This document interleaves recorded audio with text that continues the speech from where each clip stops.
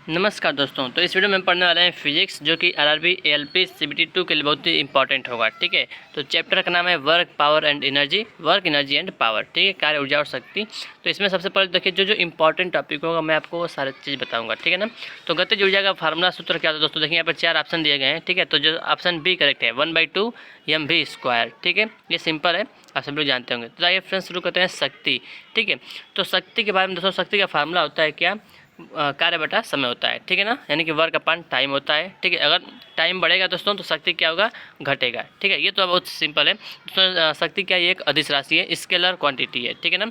शक्ति कहते किसको है? तो कार्य करने की दर को क्या कहते हैं? शक्ति कहते हैं, यानी कि rate of doing work is called as work. ठीक है, तो इसका मात्रक क्या होता है? मात्रक का दोस्तों तो देखिए, तो कार्य का यानी कि कार्य बटा समय होता है, तो कार्य का होता है जूल और समय का होता है सेकेंड। तो जूल प्रति सेकेंड, या इसको कहते हैं वाट सेकेंड भी कह सकते हैं। ठीक है ना।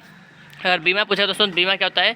ml2t-3 होता है, ml2t-3 होता है। ठीक है, और दोस्तों उसके बाद देखिए यहाँ पे शक्ति का अन्य मात्रक भी होता है। क्या होता है? हार्स पावर होता है। ठीक है ना, यानी कि यूनिट ऑफ पावर क्या होता है? Horse power. हार्स पावर यानी कि अश्व शक्ति कहते हैं। एक हार्स पावर में दोस्तों, एक अश्व शक्ति में 746 वाट होता है। ठीक है ना।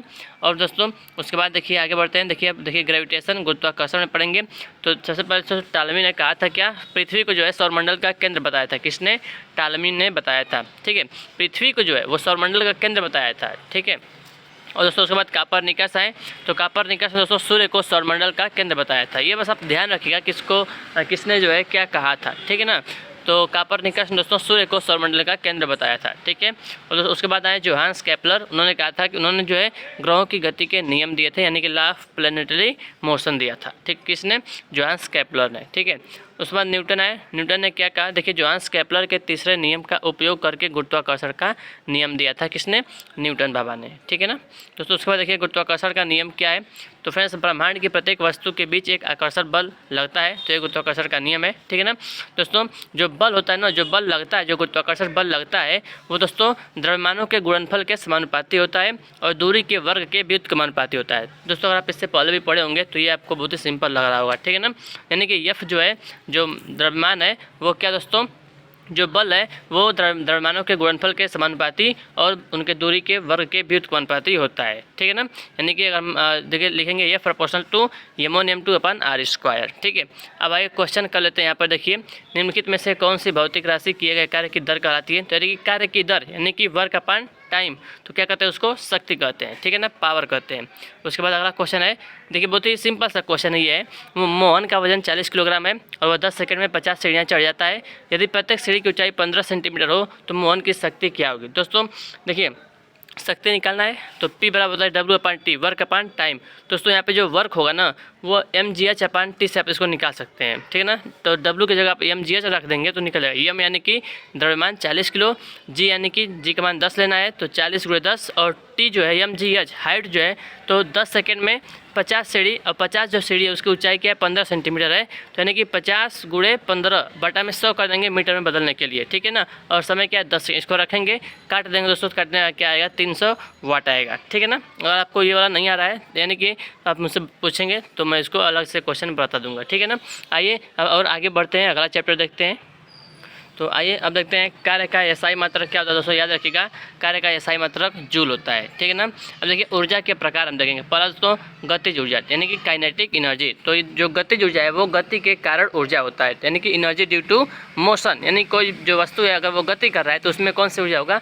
गतिज ऊर्जा होगा दोस्तों। ठीक है, और याद रखिएगा कि अगर कोई वस्तु जो है वो आकाश में, आसमान में उड़ रहा है तो उसमें गतिज ऊर्जा होगा और स्थितिज ऊर्जा यानी कि पोटेंशियल एनर्जी भी होगा। ठीक है ना, क्योंकि वो हाइट पे उड़ा है तो ऊंचाई पर उड़ेगा कोई चीज़, तो उसमें कौन सा ऊर्जा होगा?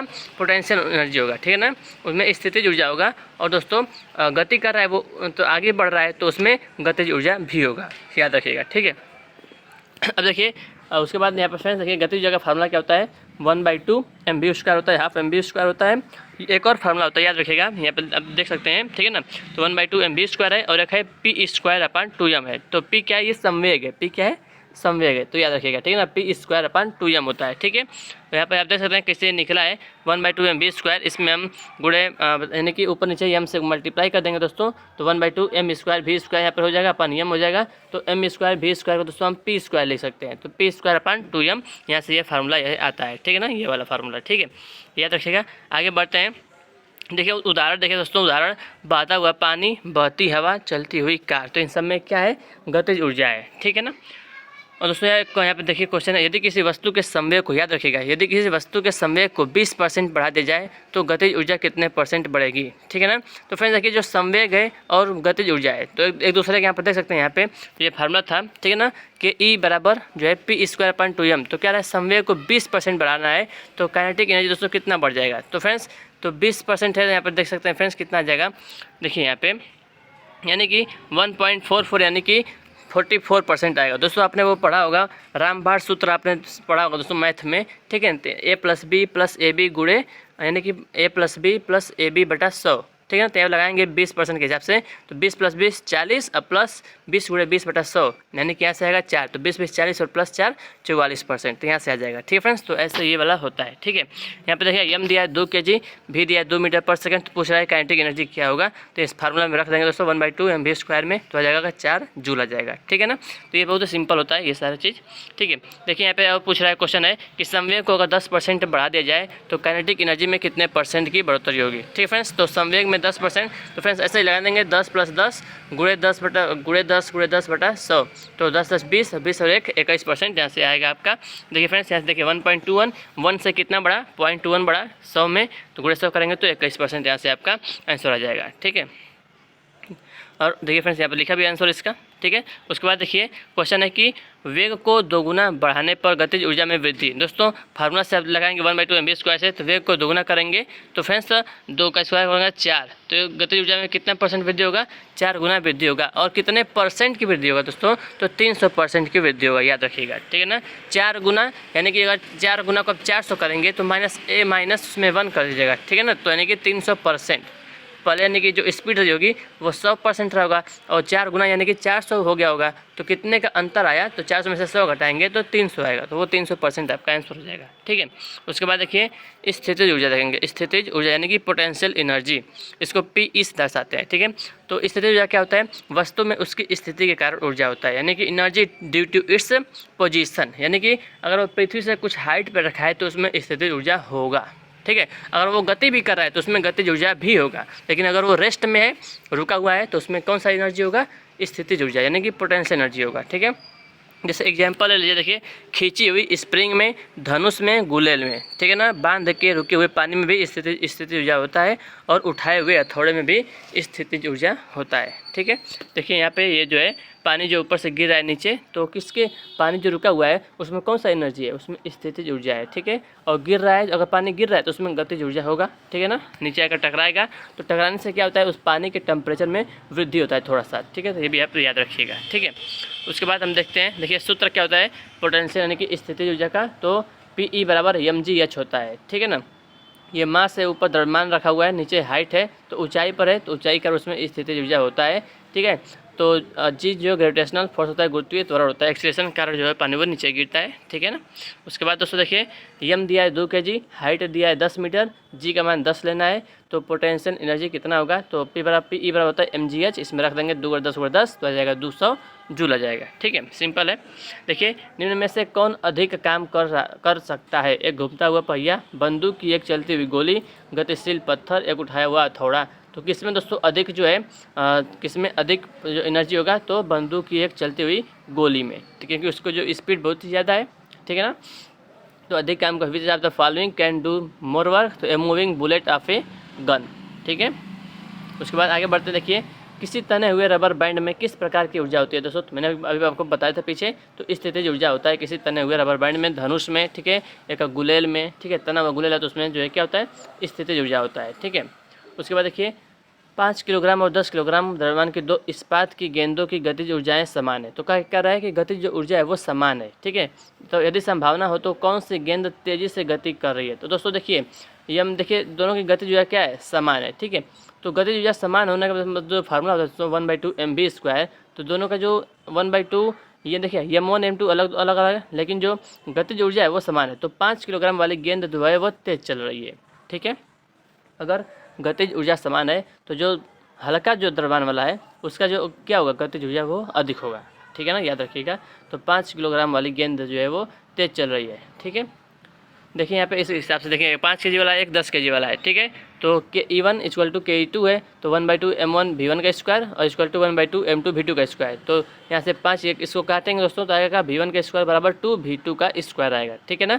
और इसको अगर रेशियो में बदलेंगे तो V1 बटा V2 का स्क्वायर करेंगे तो 2 आएगा, और V1 upon V2 equal to √2 आएगा, √2 अपान 1 आएगा, ठीक है। यानी कि V1 क्या है, वो √2 है, √2 का वैल्यू होता है 1.414 और V2 का वैल्यू 1 है, तो V1 का मान क्या है, ज़्यादा है, ठीक है ना, इस हिसाब से, ठीक है फ्रेंड्स। आइए अब आगे बढ़ते हैं दोस्तों। आइए अब देखते हैं, देखिए गति के प्रथम नियम का अन्य नाम। दोस्तों अब गति के नियम हम देखेंगे, ठीक है ना। तो गति के दोस्तों गति के 3 नियम है, ठीक है। जो पहला नियम है गति का, जो पहला नियम है उसका दूसरा नाम क्या है, जड़त्व का नियम भी इसको हम कहते हैं। तो गति का पहला नियम है क्या दोस्तों, गति का पहला नियम ये है कि अगर कोई वस्तु रुकी हुई है तो वो रुकी हुई ही रहेगी, या अगर दोस्तों वो गति कर रही है तो वो गति करती ही रहेगी जब तक कि उस पर कोई बाह्य बल हम न लगा दें। तो ये पहला नियम है गति का, ठीक है ना। इसी को हम जड़त्व का नियम भी कहते हैं। जड़त्व यानी दोस्तों कि अपने जो है स्थिति में परिवर्तन का विरोध करना, तो वो कहते उसको कहते हैं जड़त्व का नियम। जड़त्व का जो नियम है उस जड़त्व शब्द किसने था, गैलीलियो ने दिया था, ठीक है। देखिए अब यहाँ से हम पढ़ते हैं, देखिए कार्य। दोस्तों कार्य क्या होता है, देखिए यदि बल के प्रभाव से वस्तु विस्थापित होती है तब कार्य होता है। यानी दोस्तों कार्य हम किसको कहेंगे, अगर हम जो है देखिए किसी दीवार को धक्का दे रहे हैं तो वो तो अपने जगह से हटेगी नहीं, तो हम कार्य नहीं कर रहे हैं, ठीक है ना, बात ये होती है, ठीक है। तो देखिए कार्य बराबर क्या होता है, बल गुणे विस्थापन। अगर हम बल ही नहीं लगाएंगे इसका मतलब कोई हम कार्य नहीं कर रहे हैं, तो कार्य क्या होगा, 0 होगा, ठीक है। अगर हम बल लगा रहे हैं लेकिन कोई वस्तु अपनी जगह से हिल ही नहीं रही है, विस्थापित हो ही नहीं रही है, ठीक है, तो भी हम कार्य क्या कर रहे हैं, कार्य नहीं कर रहे हैं, कार्य 0 कर रहे हैं। तो कार्य बराबर क्या होता है, बल को कहते हैं F से, और विस्थापन यानी कि S या D भी कर सकते हैं। तो कार्य बराबर बल गुणे विस्थापन, W बराबर F × S, ठीक है।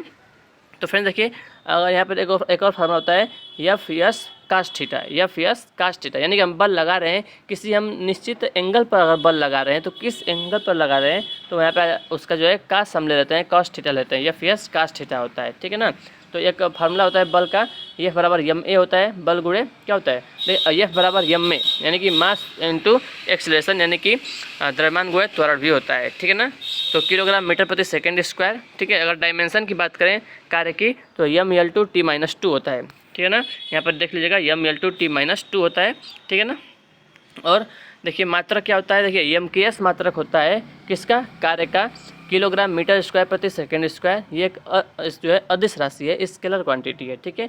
और यह SI मात्रक होता है कार्य का, जूल होता है, ठीक है। CGS मात्रक अर्ग होता है, याद रखिए दोस्तों, बहुत ही इंपॉर्टेंट है CBT 2 के लिए, ठीक है ना।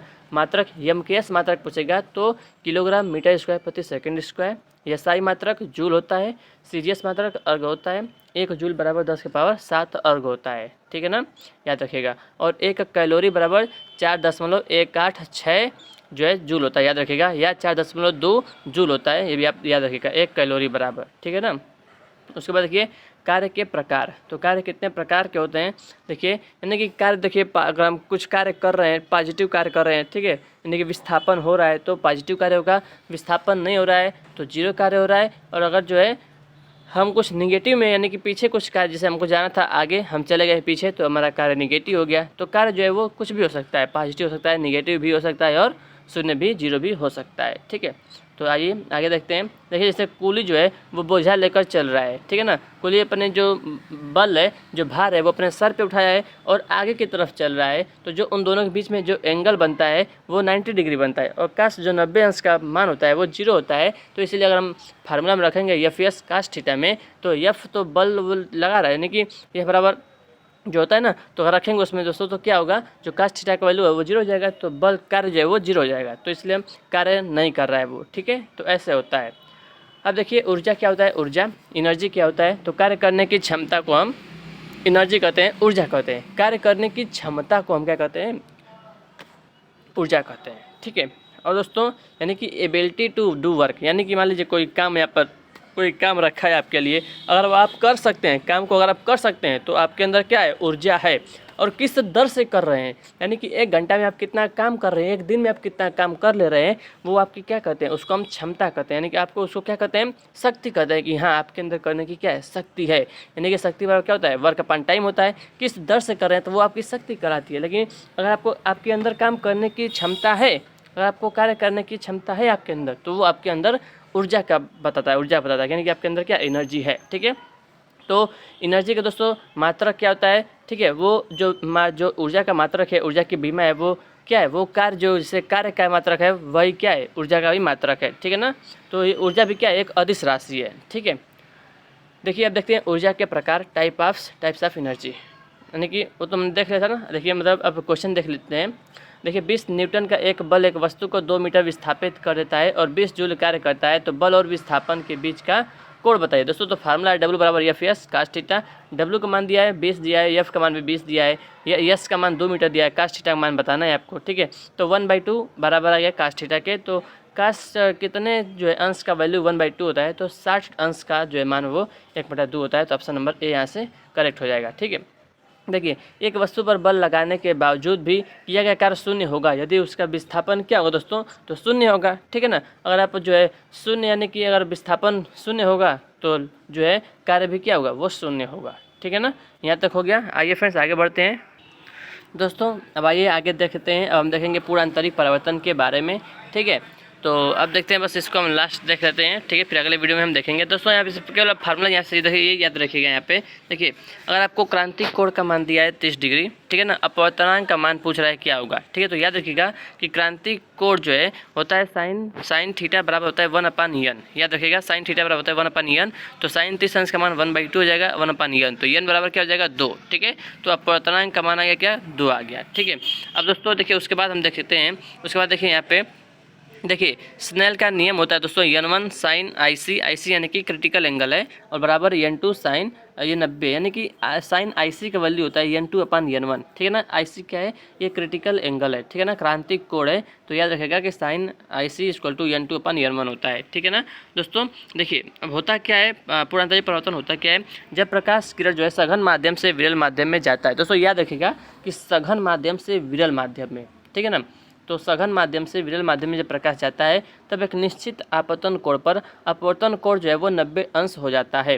उससे ज़्यादा आपतन कोण पर प्रकाश जो किरण है वो उसी माध्यम में परावर्तित हो जाता है। ठीक है, इसी को कहते हैं क्या, इसी को हम कहते हैं पूर्णांतरिक परावर्तन कहते हैं। ठीक है ना, उसी माध्यम में जो है वो लौट जाता है, जिस माध्यम से प्रकाश आता है ना उसी माध्यम में लौट जाता है, तो उसी को कहते हैं क्या, पूर्णांतरिक परावर्तन कहते हैं। देखिए फ्रेंड्स पूर्णांतरिक परावर्तन जो है तभी संभव है जब सघन माध्यम जो है, यानी कि जो प्रकाश है वो सघन माध्यम से विरल माध्यम में जाता है, तभी पॉसिबल है। ठीक है ना, तभी यानी कि डेंसर मीडियम से जो है वो रेसर क्या लिखा है, ठीक है, यानी कि विरल माध्यम में रेसर माध्यम जाता है। ठीक है, देखिए इसका प्रयोग कहाँ कहाँ पर होता है दोस्तों, याद रखिएगा। जो आपने देखा होगा ना सर, अगर आप दोस्तों आप हाईवे पर देखेंगे ना, धूप रहेगा 12 बजे 1 बजे 2 बजे आप देखेंगे हाईवे पर दोस्तों, तो आपको जो है मतलब बीच सड़क पर आप देखेंगे तो आपको पानी दिखेगा, लेकिन दोस्तों वो पानी वहाँ पे रहता नहीं है। ठीक है ना, उसको हम कहते हैं मृग मरीचिका कहते हैं, मृग मरीचिका कहते हैं। सड़क पर पानी दिखना, हीरे की जो चमक होती है दोस्तों, हीरे की चमक जो है वो भी पूर्णांतरिक परावर्तन के कारण ही हीरा जो है वो चमकता है। ठीक है,